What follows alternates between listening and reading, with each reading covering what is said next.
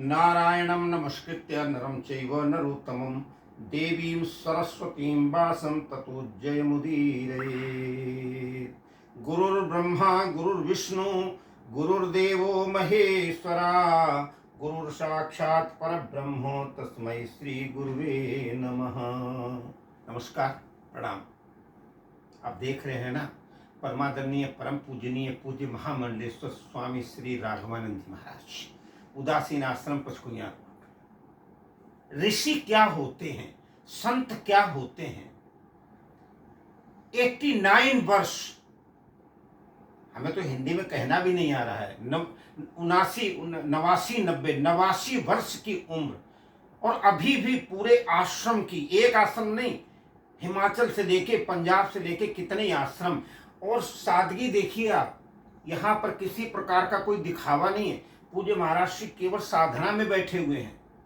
89 साल हो गए हैं इसी साधना में। 1936 में जन्म। आप ऋषि की कल्पना करें, किस प्रकार से जंगल में रहते थे और क्या सोचते थे। सर्वे भवन्तु सुखिनः, सर्वे सन्तु निरामयाः, सर्वे भद्राणि पश्यन्तु मा कश्चित्। मुझे भी कभी कभी बुला लेते हैं सनातन धर्म पर चर्चा करने के लिए। कोई पत्रकारिता, कोई और चीजें नहीं, केवल सनातन धर्म। एक दृष्टि संत हृदय नवनीत समाना, कहा कबिन पर कहीं न जाना निज परिताप, द्रवई नवनीता संत द्रवई पर दुख सुपुनीता। संत कैसे द्रवित होता है? दूसरे के दुख को देख करके। और दूसरे का दुख क्या है?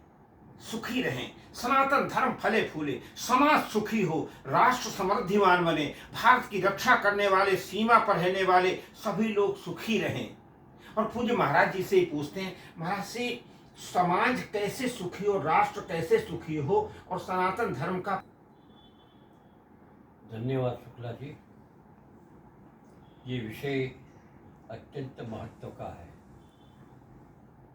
और जहाँ तक मैं इतिहास को देखता हूँ तो मुझे लगता है कि भारतीय संस्कृति, भारतीय धर्म और भारतीय सभ्यता एकमात्र सुख शांति का एक आश्रय है।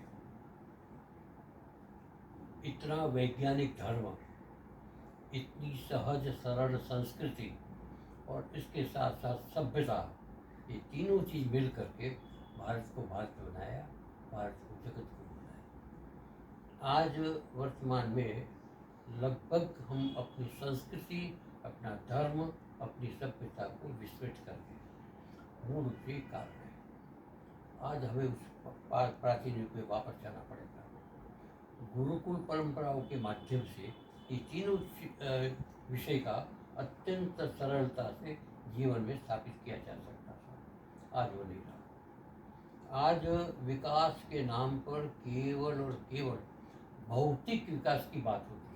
क्या हुआ? चाहे वो सरकार हो, चाहे समाज हो, चाहे कोई वर्ग हो, केवल उनके सामने भौतिक है। लेकिन आध्यात्मिक और धार्मिक विकास के बिना भौतिक विकास की कोई कीमत नहीं, कोई महत्व नहीं।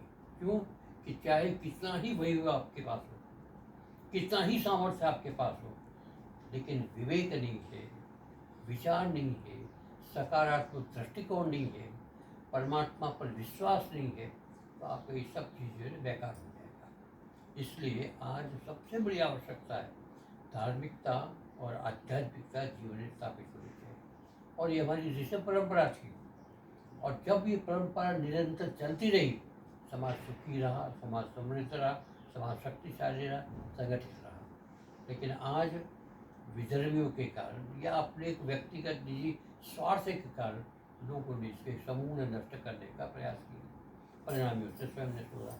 तो मेरा कहने का तात्पर्य है कि जब तक हम अपनी जो पुरानी मान्यताएं हैं, पुरानी धरोहर है, पुरानी परंपरा है, उसको वापस नहीं लाते हैं, तब तक इस देश में शांति नहीं आती।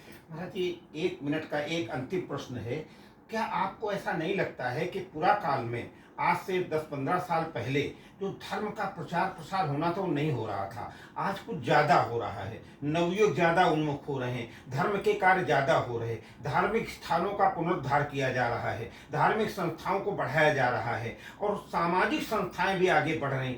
आप ये माहौल लगता है आपको, और ऐसा क्यों हो रहा है, इसका कारण तो बताइए। एक बात है, जी धार्मिक क्रियाकलाप अलग विषय है, जी और धार्मिक जो जीवन के अंदर एक प्रकार से प्रवाह होना जी। चाहिए, स्वाभाविक, वो नहीं है। ऐसा कह सकते हैं धर्म है, लेकिन धर्म की आत्मा सिकुड़ चुकी है या शिथिल हो गई है या मृतप्राय है, ये सबसे बड़ी बात है।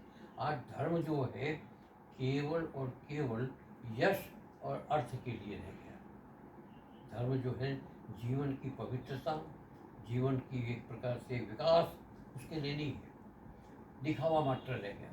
और हर व्यक्ति धर्म के नाम पर अनेक प्रकार के दूसरे व्यापार कर लेते हैं। तो ये जो चीज़ है, इस कारण से धर्म मृतप्राय हो गया है। आज देखते हैं कि जैसे कावड़ चलता है, असंख्य लोग कावड़ के अंदर, आप लगता है कि सारा भारत धार्मिक हो गया, लेकिन इसके मूल में आप जाएंगे तो आपको लिखेगा कुछ नहीं, इसका कोई परिणाम नहीं निकल रहा है। तो ये सारी बातें से थोड़ा देखने की है, और इसके लिए यथार्थ रूप से धर्म क्या है, ये आचरण की वस्तु है, ये चिंतन की विषय है, और अपने जीवन के अंदर इसको उतारना चाहिए। ये होगा परंपरा से, परंपरा को छोड़कर को रुके तो नहीं होगा। सनातन धर्म प्रतिनिधि सभा दिल्ली प्रदेश, जो मंदिरों का सशक्त संगठन, उसके अध्यक्ष महाराज श्री, दिल्ली संत महामंडल एनसीआर, जो संत महामंडल जिसमें 10,000 15,000 संत महात्मा, उसके संस्थापक। लेकिन निरहंकारिता तो जीवन में बसी हुई है, अहंकार किसी प्रकार का नहीं। सादगी से एक बैठे हुए ऋषि संत को मैं प्रणाम करता हूं, और इनकी कही हुई बातें वास्तव में हमारे हृदय में आएंगी, और हम लोग सनातन धर्म के प्रचार के लिए, हम लोग धर्म के प्रचार करने के लिए, हम लोग अपना आचरण शुद्ध करने के लिए, हम लोग संस्कारवान बनने के लिए प्रयास करना शुरू करेंगे। क्योंकि संत जो कहता है वो उसके पीड़ा हृदय की होती है, और आज पूज्य महाराज श्री ने जो पीड़ा व्यक्त की है, इसके लिए मैं नमन करता हूँ, आपको प्रणाम करता हूँ। जय